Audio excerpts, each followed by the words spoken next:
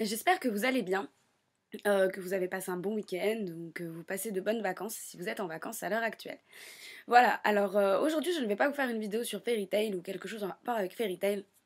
Non, aujourd'hui j'ai décidé de me consacrer à une review sur le scan de Naruto qui est sorti récemment par rapport enfin Naruto Gaiden par rapport à son fils, enfin voilà, bref. Donc voilà, tout d'abord, si vous ne voulez vraiment pas être spoilé, que vous suivez le manga papier ou quoi que ce soit d'autre, ou simplement vous suivez juste l'animé, eh bien ne regardez pas cette vidéo parce que je vais vous spoiler tout simplement. Voilà, donc ça commence maintenant. Déjà, je vais revenir un petit peu sur la fin du manga, que j'ai trouvé plutôt bâclé. En fait, je trouvais la fin éminemment prévisible. C'est-à-dire que si j'avais seulement lu le tome 1 et le dernier scan, en fait, donc le dernier chapitre, j'aurais tout compris à l'histoire, excepté l'introduction du personnage de Hinata. Voilà, en fait, Naruto devient Hokage, voilà, il n'y a pas de souci à ce niveau-là. Sasuke, en fait, bah, revient chez les gentils, entre guillemets, et dit à Sakura de l'attendre, etc., qui reviendra. Voilà, donc au final, tout se passe comme on l'avait prévu. Donc tout ce qui s'est passé entre-temps, c'était juste du... c'était du remplissage, non. Non, pas vraiment. Enfin, ouais, honnêtement, en ayant lu le premier tome, en ayant lu le dernier, je vois pas bien ce qu'on aurait pu ne pas comprendre en fait. Enfin voilà, je trouve que les relations entre tous les personnages, elles n'étaient pas assez développées. On a eu le droit en fait à un pseudo-dénouement. Mais j'ai entendu plusieurs personnes parler de la commercialisation du film.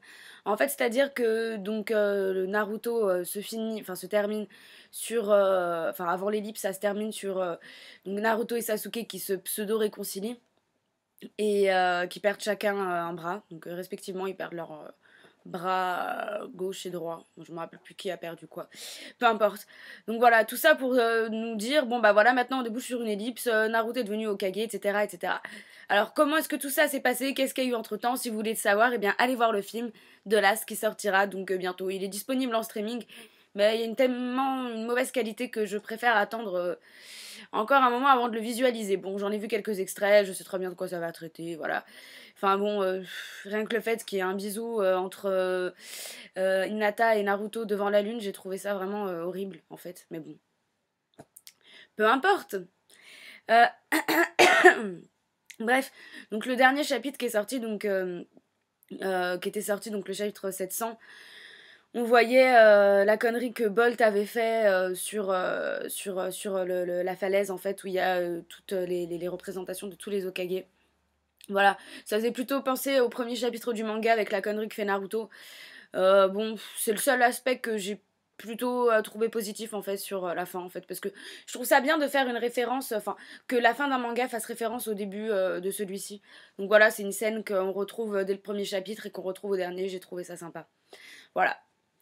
Et sinon, le début de Naruto Gaiden, donc par rapport à la vie de Bolt en fait, voilà.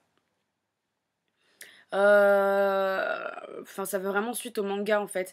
On voit que Bolt et Salada se préparent à l'examen comme Sasuke, Sakura et Naruto le faisaient à leur époque. Un petit aparté à ce sujet, Shino me fait vraiment penser à Cyclope en fait. Je me suis demandé, il fait du cosplay lui aussi un peu comme Monsieur Gros Sourcil avec Zélef dans Fairy Tail, je sais pas, c'est... Enfin bref, Salada arrête pas de penser à son père, donc à Sasuke. On apprend qu'elle ne le connaît même pas, qu'il s'est barré peu après sa naissance, ce qui renforce vraiment mon opinion comme quoi Sasuke n'est qu'un gros connard prétentieux, égoïste et un peu... Ouais, une grosse tapette, ouais. Ouais, je vais dire ça comme ça. Voilà. Enfin bon, la relation entre Sakura, Salada et Sasuke me fait vraiment penser à celle que Vegeta entretenait avec Bulma et Trunks. Enfin, quand Vegeta ne reconnaissait pas du tout son fils, etc. Mais que finalement, bah, il va changer d'avis parce que les choses vont faire que bah, Vegeta n'est pas un connard en fait. Enfin, pas au point que Sasuke peut l'être. Enfin voilà, et puis Vegeta a beaucoup plus de charisme que n'a jamais pu l'avoir Sasuke. Enfin bon. Voilà, bon, après, quand Salada parle de la relation bizarre qu'il y avait entre ses parents, enfin ses parents, Sakura s'énerve, ce qui nous laisse quand même supposer qu'il se cache des choses. Enfin, je parlerai même pas du fait que Salada ressemble carrément pas du tout à Sakura, mais plutôt à Karine. Enfin, je pense que j'ai pas été la seule à penser ça. Je crois même que tout le monde pense ça. Enfin, je veux dire, si vous trouvez un aspect qu'elle a en commun avec Sakura, dites-le moi, parce que là... Enfin, voilà. Bref, il y a un autre truc, c'est que Salada demande à sa mère si Sasuke portait des lunettes. Et Sakura lui dit non, je crois pas, il était pas souvent là. Non mais meuf, sérieux, enfin je veux dire, tu sais pas si ton mari portait des lunettes, enfin je veux dire, nous-mêmes en tant que lecteurs, on sait que Sasuke n'en portait pas, enfin il en a jamais porté, toi tu devrais quand même être au courant. Enfin c'est ridicule, ça nous montre quand même à quel point, enfin c'est pathétique, le gars il se barre à la fin du manga. Donc comme on voit Bolt et compagnie, ou je préfère l'appeler Bolt plutôt que Boruto, parce que Boruto ça me fait penser un peu à Borito. Burrito. Burrito. Je sais pas. Enfin, c'est sûrement une référence à Naruto. Si on appelait Bolt Boruto, ça voudrait dire qu'on devrait appeler Naruto Nalt. Nalt. Berk. Oui, bon, enfin, en tout cas, je préfère l'appeler Bolt, ça passe mieux. Je crois que ça veut dire éclair. Si je dis pas de conneries. Non, éclair, c'est Thunder. Non, Thunder, c'est foudre. Donc Bolt, oui, c'est bien éclair. Bref, peu importe. Donc on revoit Bolt et compagnie qui ont environ 12-13 ans. On peut supposer que le mec est juste revenu, enfin le mec, Sasuke est juste revenu le temps de foutre Sakura, ou Karine, enceinte, et point barre. Après il s'est barré. On sait même pas pourquoi il est parti en voyage déjà à la base, hein. Enfin je veux dire, on le saura sûrement dans le film du coup, ou on le verra sûrement à la fin, enfin dans le prochain chapitre. Enfin voilà, c'est pas que ça me fasse vraiment quelque chose, je pense qu'il avait des trucs à régler, voilà. Enfin, il y a des personnes qui me disent qu'ils voulaient pas recréer le cycle qu'il y avait eu entre Sakura, Sasuke, Naruto, etc. Enfin, je vois pas très bien le rapport en fait, enfin je veux dire, le mec est juste un gros bâtard, tout simplement, ça s'arrête là. Il a un gosse, il se barre, c'est un gros bâtard. À moins qu'il ait vraiment une raison. Enfin bon. À mon avis, Sakura, cette réaction, enfin, c'est bien que ça cache quand même des choses. Enfin, je veux dire, elle s'énerve quand Salada lui parle de son père et qu'elle a une relation bizarre avec lui. Enfin, je pense que sinon Salada aurait eu aucune raison de se poser des questions. Ça aurait en rien fait avancer l'histoire.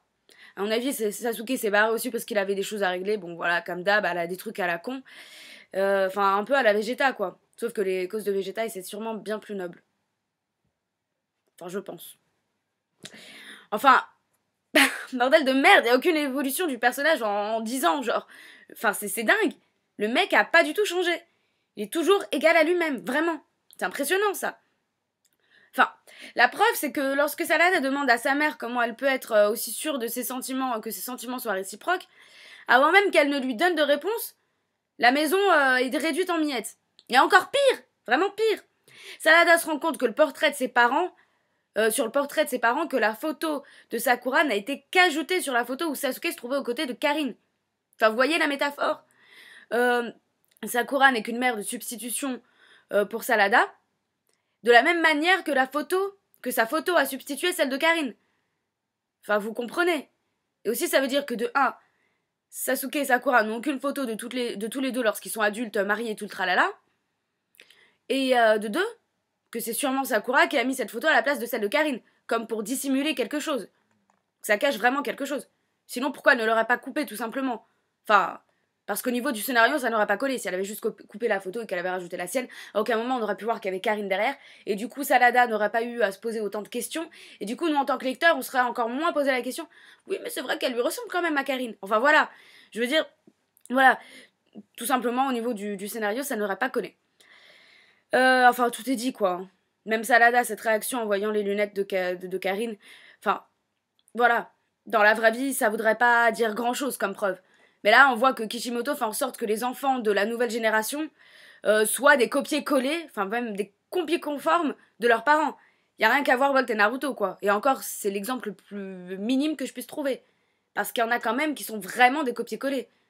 Enfin, même tous, en fait. Vraiment. À la rigueur, soit ils ressemblent vraiment à leur mère, soit ils ressemblent vraiment à leur père, soit ils sont un mélange du père et de la mère, genre on a pris les cheveux de telle personne ou tel truc de telle personne. Voilà. Mais là, enfin, je veux dire, dans un manga, ça fonctionne comme ça. Je veux dire, par exemple, je sais pas, regardez Negi dans Negima. Negi est un copier-coller de son père, Nagi. Je parle même pas de Goku et de Goten, hein. C'est même pas la peine d'en parler. Ça saute aux yeux. Enfin, comme ce sont des dessins, c'est beaucoup plus... c'est pour que vis-à-vis du lecteur, les relations entre les différents personnages, elles soient plus cohérentes et plus vite assimilées. Enfin bref, donc Salada a la couleur des cheveux de son père, en plus son caractère un peu tsundere, taciturne, et le reste tire de sa mère au niveau du physique. Enfin je veux dire, c'est de sa mère, Karine. Sérieux, vraiment sérieusement. Si vous arrivez à me dire en quoi est-ce que Sakura, est-ce qu'elle ressemble à Salada, ou plutôt en quoi est-ce que Salada ressemble à Sakura, chapeau, de paille, et même celui de Luffy, hein, pour vous dire, vraiment. Non mais regardez bien, elles ont les mêmes yeux, enfin, exactement les mêmes lunettes. Dans un manga, ça compte pour preuve, pour les raisons que je vous ai expliquées auparavant. Ça compte pour preuve. Enfin, ça veut pas dire que parce que chez vous, vous trouverez une photo de votre père à côté d'une femme qui porte des Ray-Ban Wayfarer et que vous en portez aussi, que votre mère n'est pas votre mère, hein. Non, là c'est juste qu'on est dans un manga et que c'est beaucoup plus facile pour le lecteur de repérer les différentes relations entre les personnages en les assimilant physiquement. Par exemple, telle personne a avoir les cheveux verts, lui il a les cheveux verts, enfin je sais pas. Genre dans Belzebub, bah Babybel il a les cheveux verts, son frère a les cheveux verts. C'est un exemple parmi tant d'autres, je sais pas, je vous ai dit il y en a plein des exemples comme ça. C'est pas ça qui manque.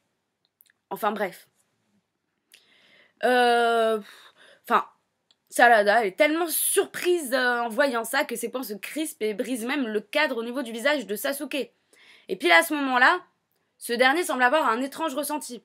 Enfin, comme dans beaucoup de mangas, lorsque la photo de quelqu'un se brise ou un objet y faisant directement référence, cela est très symbolique et n'annonce jamais rien de bon. Bon, le seul exemple qui me vient à l'esprit là, c'est dans Gals quand Miyu brise le cadre, enfin le bol qu'elle avait acheté avec Yamato, pile au moment que celui-ci a un accident. Voilà, enfin, je pense qu'on retrouve ça dans beaucoup de mangas. Vous avez sûrement même, vous, des exemples qui vous viennent en tête. Enfin, voilà.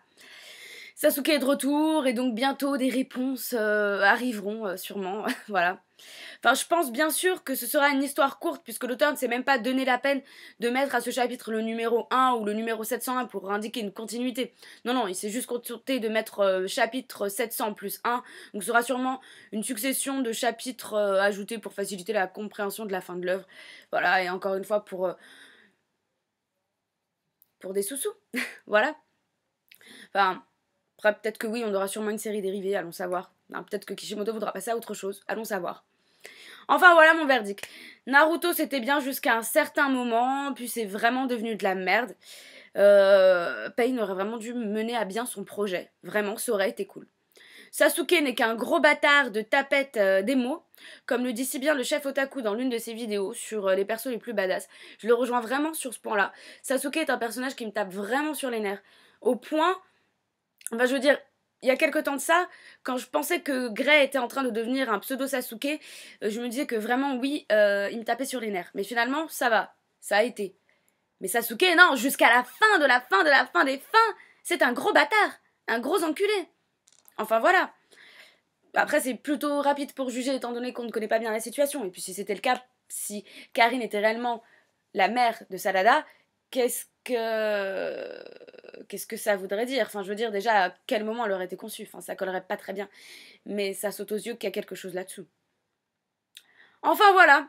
Et pour terminer, donc, je vous dirais que... Les matières fécales dégradent l'environnement. 6 milliards d'êtres humains qui rejettent leurs excréments, ça représente plus de 500 millions de tonnes par jour. Et je parle même pas des animaux. Il est grand temps de réagir.